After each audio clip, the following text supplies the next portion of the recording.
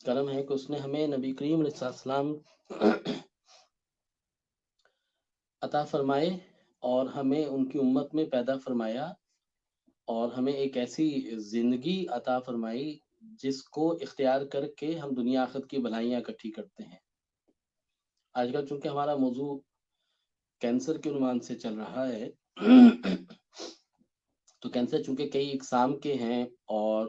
بہت سارے لوگ مختلف قسم کے کینسر کی نوعیتوں کو فیس کر رہے ہیں اور کینسر میں مبتلا ہے، لہٰذا ان کو ان کی مرضی اور ان کی طبیعت کے مطابق یا ان کی جو تکالیف ہے ان کے مطابق ان کو کچھ اس کا حل دے دیا جا سکے جس سے ان کے لیے آسانی پیدا ہو جائے یا ان کے لیے کوئی راستہ واضح ہو جائے۔ عام طور پر پروسٹیٹ کینسر یا چھاتی کا کینسر جب یہ بڑھ جاتا ہے یا یوٹرس کا کینسر بڑھ جاتا ہے، اووری کا کینسر بڑھ جاتا ہے،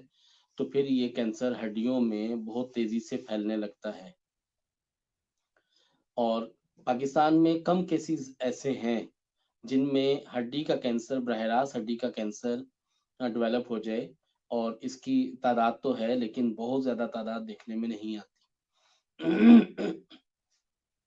ہڈی کے کینسر میں یہی یا تو ہڈی کے اندر کینسر کے خلیے ڈیولپ ہو جاتے ہیں یا ہڈی کا گودا کینسر زدہ ہونا شروع ہو جاتا ہے یا ہڈی سویل ہونے لگتی ہے اور ہڈیاں بار بار فریکچر ہونے کا شکار ہوں تو یہ بھی کینسر کی نوعیت ایک اختیار کرتی ہیں۔ ہڈی کے کینسر کے اندر یا ہڈی میں کینسر جب چلا جائے تو اس کے علاج کے لیے ہمیں قرآن تھراپی سے کس طرح سے مدد مل سکتی ہے، تو اس کے لیے قرآن تھراپی کے ذریعے سے ہڈی کے کینسر میں ہمیں سپورٹ کیسے ملتی ہے۔ ہڈی کا جب کینسر ہونے لگتا ہے تو اس کی وجہ سے مریض بے چینی میں بہت زیادہ مبتلا ہو جاتا ہے اور مریض جو ہے وہ ہڈی کا جو درد ہے اسے بیئر نہیں کر سکتا۔ کئی مواقع ایسے آتے ہیں جن مواقعوں کے اوپر ہیوی سے ہیوی پین کلر بھی کام نہیں کرتی اور مریض بہت زیادہ تکلیف میں، بہت زیادہ بے چینی میں اور بہت ہی پریشانی کی حالت میں ہوتا ہے۔ ہڈی کے کینسر کی علامت ڈیولپ ہو چکی ہو یا ہڈیوں کا کینسر آ چکا ہو تو اس کی ایک علامت یہ بھی ہوتی ہے کہ جب آپ مریض کو دباتے ہیں تو مریض کو دبانے سے بھی مریض کی تکلیف جو ہے وہ بڑھنے لگتی ہے، تو اس کا علاج جو فوری طور پہ ریلیف دیتا ہے حتیٰ کہ پین کلر بھی اس سے چھوٹ سکتی ہے، وہ علاج ہے قرآن تھراپی کے اندر مراقبہ۔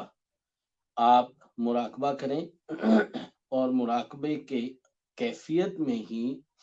آپ سورہ مومنون کی تلاوت سنیں، سماعت کریں۔ جیسے ہی آپ مراقبہ کریں گے تو مراقبہ کرنے سے سورہ مومنون کو اس کیفیت کے اندر سنیں گے تو اس کے سنتے ہی آپ جو ہے وہ رفتہ رفتہ ان پینز کو کنٹرول کرنے لگیں گے۔ بغیر دوائیوں کے آپ کی پینز کنٹرول ہونا شروع ہو جائیں گی اور آپ کو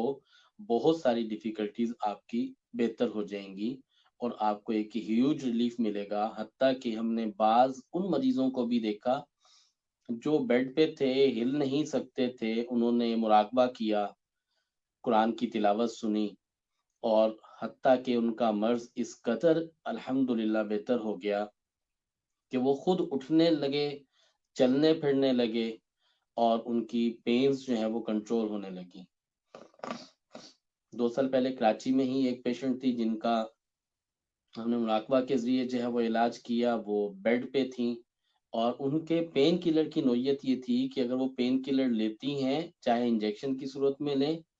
یا ٹیبلٹ فارم میں لیں، ہیوی سے ہیوی ٹیبلٹ بھی انہیں 3 گھنٹے ریلیف دیتی تھی، اس سے زیادہ دیر تک انہیں ریلیف نہیں ملتا تھا اور انہیں ضرورت پڑ جاتی تھی کہ وہ دوسری تیسری خوراک لے لیں اور ٹیبلٹس کے اوپر ہی وہ اپنے آپ کو مینیج کر کے چلا رہی تھی۔ اللہ کا فضل ہوا، انہوں نے جب پہلے دن مراقبہ کیا تو پہلے ہی دن مراقبہ کرنے کی کیفیت کے بعد جو ہے انہوں نے 24 گھنٹے تک پین کلر نہیں لی، یہ ایک ان کا ہیوج رزلٹ تھا۔ تو مراقبہ در حقیقت مراقبہ کرتا کیا ہے، مراقبہ سے ہوتا کیا ہے؟ جب آپ اللہ کو دل کی گہرائی کے ساتھ یاد کرتے ہیں تو اللہ جل شانہ کے نام کی عظمت، اس کی برکت، اس کی رحمت وہ آپ کے سارے خلیات کے اندر جذب ہونے لگتی ہے۔ گویا کہ یوں سمجھ لیجئے کہ بیماری میں ہر خلیہ بے چین، پریشان اور ایک بیڈ وائبریشن میں مبتلا ہوتا ہے، اور جو یہ اللہ کے ذکر کی وائبس ہیں، یہ ویوز ہیں، یہ انسان کے جسم کے اندر ایک اطمینان، ایک سکون، ایک کیفیت پیدا کرتی ہیں، اور پھر اس سے جسم کی بے چینی، جسم کے درد، جسم کی اریٹیشنز وہ خود بخود کنٹرول ہونا شروع ہو جاتی ہیں۔ یہ اللہ کے نام کی برکت ہے کہ اس نام کی برکت سے ہمیں رحمت بھی ملتی ہے، رحمت محسوس بھی ہوتی ہے، سکون بھی ملتا ہے، دل میں اطمینان بھی پیدا ہوتا ہے، اور جسم میں اطمینان بھی پیدا ہو جاتا ہے۔ کینسر کی متعدد کیفیات کے اندر ہم نے دیکھا کہ مراقبہ کے ذریعے الحمدللہ ثم الحمدللہ بہت فائدہ ہوتا ہے۔ ترتیب کیا ہوگی کینسر کے مریضوں کو مراقبہ کرنے کے لیے؟ اس میں عام ترتیب یہ ہے کہ آپ کسی ایک جگہ پہ یکسو ہو کے بیٹھ جائیں، بہتر ہوگا کہ کمر سیدھی ہو، چاہے ٹیک لگا کے بیٹھیں، اور اگر آپ کی کیفیت ایسی نہ ہو، نیم دراز بیٹھ سکتے ہیں، آلتی پالتی مار کے بیٹھ سکتے ہیں، اتحیات کی شکل میں بیٹھ سکتے ہیں، اور لیٹ کے بھی کر سکتے ہیں۔ آپ کو یہ دھیان دینا ہوگا کہ آپ نے جب مراقبہ کرنا ہے تو اس میں آپ نے سونا نہیں ہے، لیکن اپنے آپ کو ہر طرف سے ہٹا کے ایک یکسوئی کی کیفیت کے اندر اپنے آپ کو رکھنا ہے۔ سمپل آپ نے اپنے سانس کے اوپر غور کرنی ہے، اور اپنے سانس کے ذریعے اللہ کا ذکر کرنا ہے۔ سانس جب اندر کھینچیں تو اللہ، جب سانس باہر نکلے تو ہو، گویا کہ سانس کھینچتے وقت میں اللہ لفظ تصور کریں گے، اور سانس باہر نکلے تو ہو، گویا کہ اللہ، آپ جو ہے اپنے سانس کے ذریعے اس کو فوکس کریں گے۔ کچھ دیر اس کو فوکس کرتے رہیں گے، اس دھیان کے ساتھ، اس توجہ کے ساتھ کہ آپ اللہ جل شانہ کے سامنے ہیں اور اللہ جل شانہ کو پکار رہے ہیں۔ ایک بات اور آپ سے عرض کرتا چلوں کہ یہ کیفیت کیا ہونی چاہیے۔ اللہ جل شانہ کو پکارنے کی دو ہی کیفیتیں ہو سکتی ہیں، تیسری بظاہر کوئی ایسی کیفیت ہے نہیں۔ یا تو آپ محبت میں، شوق میں، خوشی میں لذت لیتے ہوئے اللہ کو پکاریں گے، اللہ کا نام لیں گے، چونکہ یہ محبوب عالم ہے، اور ساری خالق خلقت کے رب ہیں، سب کو پالنے والے ہیں، سب کے مالک ہیں۔ تو اللہ جل شانہ کو ہم محبت کے ساتھ پکاریں، شوق کے ساتھ پکاریں، اور دوسری ایک کیفیت یہ ہے کہ ہم محتاجگی کے ساتھ پکاریں۔ جتنا محتاج بن کے پکاریں گے تو ہماری پکار ہوگی۔ اللہ کو یاد کرنا ایک الگ چیز ہے، اور اللہ کے نام کو پڑھنا یہ ایک الگ چیز ہے۔ اللہ کو پکارنا ایک الگ چیز ہے۔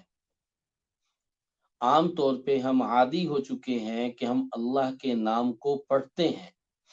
گو کہ اللہ کے نام کو پڑھنا بھی نفع سے خالی نہیں ہے، لیکن جب بندہ محتاج ہے، بندہ ضرورت مند ہے،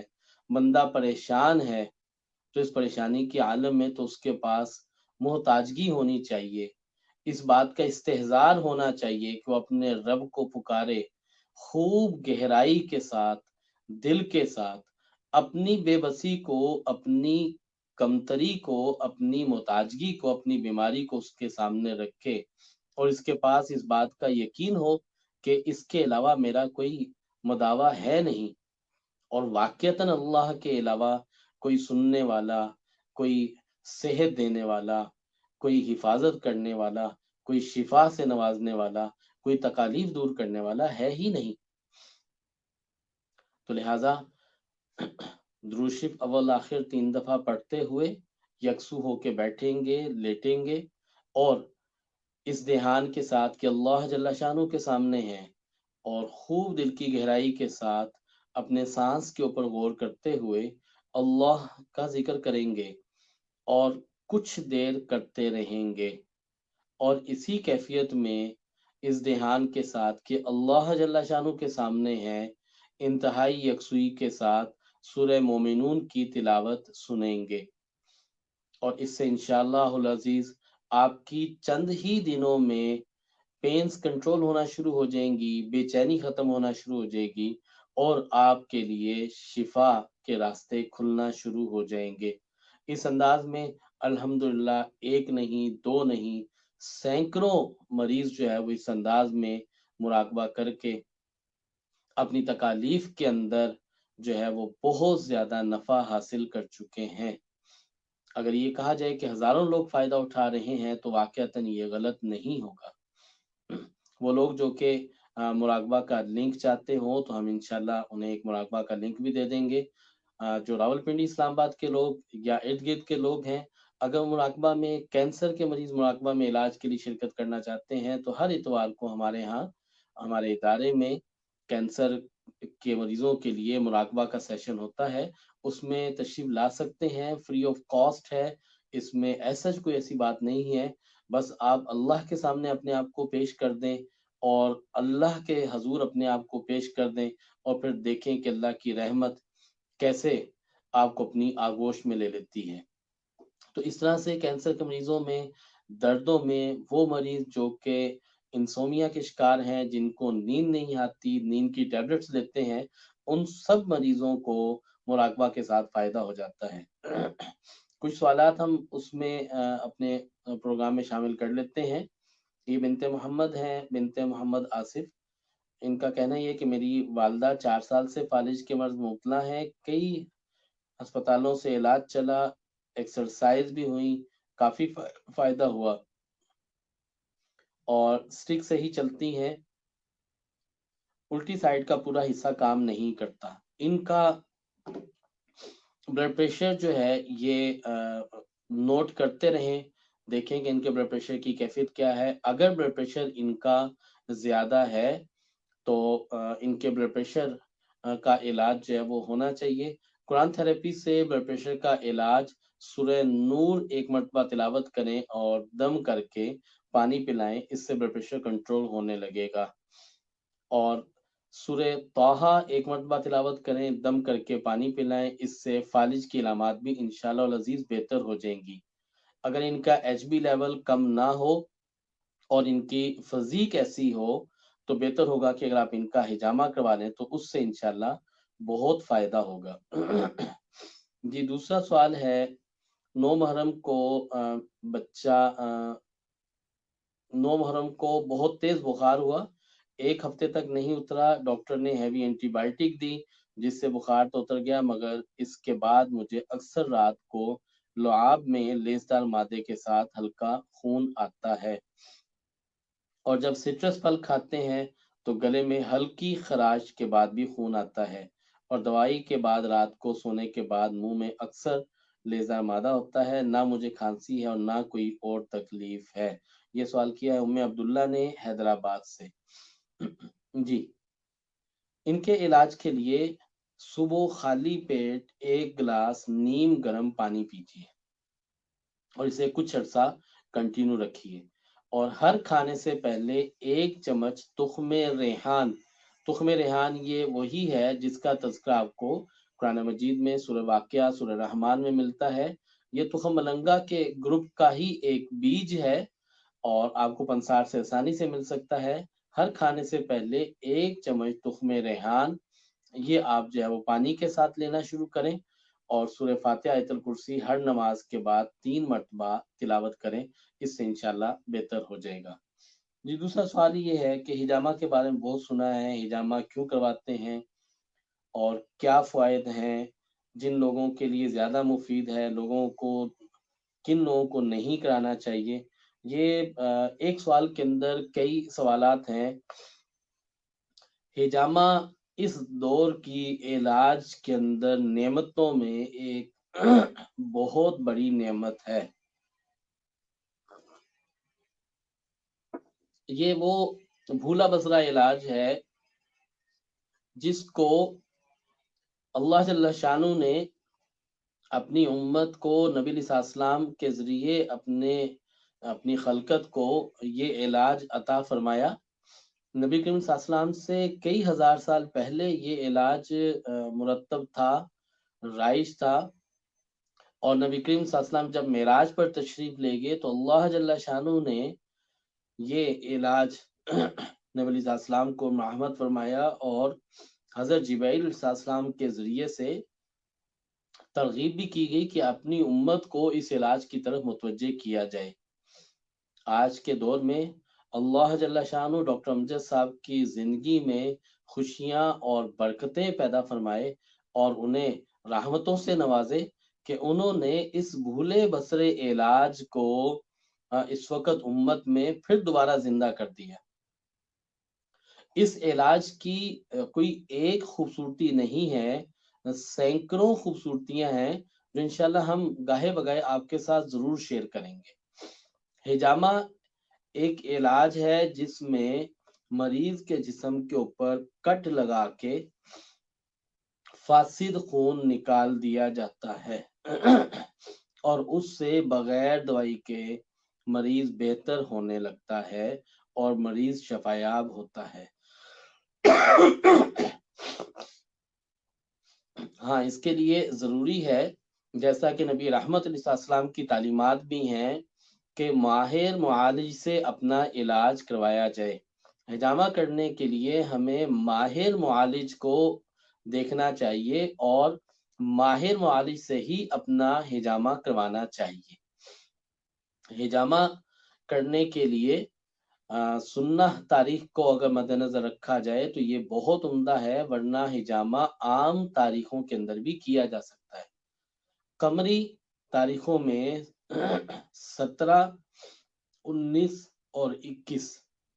ان تاریخوں میں اگر ہجامہ کیا جائے تو اس سے بہت زیادہ فائدہ ہوتا ہے. ہجامہ کرنے سے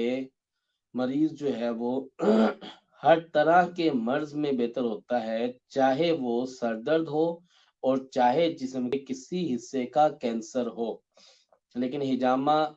کروانے کے لیے بھی اور ہجامہ کرنے کے لیے بھی شرائط ہے، ان شرائط کو ضرور مد نظر رکھنا چاہیے. صحت مند بھی اپنا ہجامہ کروا سکتا ہے اپنے آپ کو بیماریوں سے بچاؤ کے لیے، اور بیمار اپنے مرض کے اندر بھی ہجامہ کروا سکتا ہے بیماری سے چھٹکارا پانے کے لیے. لیکن اس کے لیے اگین یہ بات آپ کی خدمت میں ضرور پیش کروں گا کہ ہجامہ کرنے کے لیے بھی کچھ شرائط چاہیے، کروانے کے لیے بھی کچھ شرائط چاہیے، ان کو مد نظر رکھنا چاہیے. انشاءاللہ ہم کوشش کریں گے کسی ایک وقت میں ہجامہ کے اوپر بھی تفصیلی بات کریں اور ہجامہ کس وقت کرنا چاہیے، کن امراض میں کرنا چاہیے، ہجامہ کے بینیفٹس کیا ہیں، وہ انشاءاللہ العزیز ہم چاہیں گے کہ آپ کے ساتھ شیئر کریں. اللہ ہم سب کا حامی و ناصر ہو. ہم سارے مسلمانوں کی ہر طرح کی تکالیف کو اللہ جل شانہ جو ہے وہ اپنے فضل سے دور فرمائے اور ہمیں اپنی رحمتوں سے نوازے. آمین.